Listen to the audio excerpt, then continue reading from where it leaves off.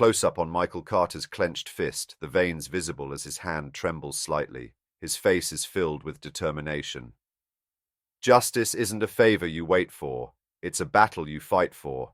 And I'm not backing down. Not for my father, not for this town. Michael turns to look at his father, Jack, lying motionless in the hospital bed. The steady beep of machines the only sound in the room. His resolve hardens. They think they've gotten away with it. But I'm about to prove them wrong. This fight, it's just beginning. Michael Carter, a man hardened by years of legal battles, sits by the side of his father, Jack, who is in a coma after a violent assault.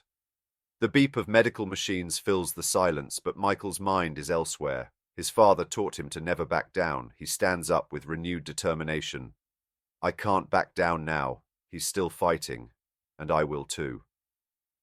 Michael's mind shifts to the police chief's office. He's been planning this moment for days. Today, the corrupt system is going to face the consequences. The room is tense as Chief Leland Green tries to maintain his composure.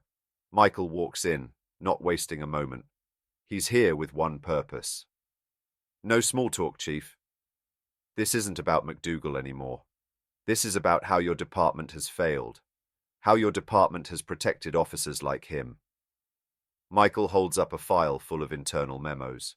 Green shifts uneasily in his seat. He's cornered. You let McDougal get away with it. You covered it up. You let corruption thrive. And now we have the proof. He drops the file onto Green's desk. The weight of the evidence is undeniable. Green's face pales. He's lost control. We're filing charges. McDougal will pay for what he did. But we're not stopping there. This department, your leadership, it ends today. Green slumps, defeated. You'll get the file, but it's not just McDougal. You have no idea what you're up against. I know exactly what I'm up against, and I'm not backing down. Michael walks out of the office, the door shutting behind him with a finality that echoes in the tense silence. Outside, the town is buzzing with anticipation. Protesters gather, their chants demanding justice for Jack Carter and accountability for Roy McDougal. Michael stands at the podium, his voice calm but firm. Today is a victory, but it's only one step in a long journey. Roy McDougal has been indicted, and Chief Green has resigned. But this fight isn't over.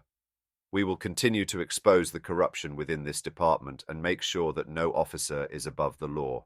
The crowd erupts in cheers. The community feels a renewed sense of hope, but Michael knows the battle for reform has just begun.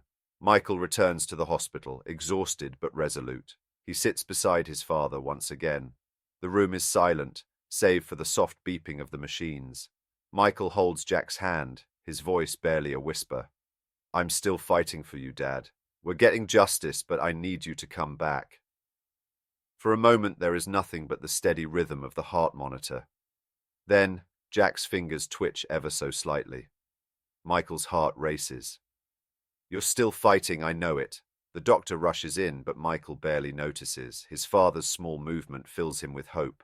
The fight for justice is not over, but it's a fight Michael will continue, for both his father and the community. Days later, Chief Green resigns, and the community celebrates this first step toward reform. Michael's fight isn't just about holding corrupt officers accountable, it's about changing the system. The resignation of Chief Green is just the beginning. We're going to ensure this department is reformed so no one else has to suffer like my father did. This town deserves better, and I'll make sure it gets it. As the crowd cheers, Michael knows that this is only the start. His fight for justice is far from over.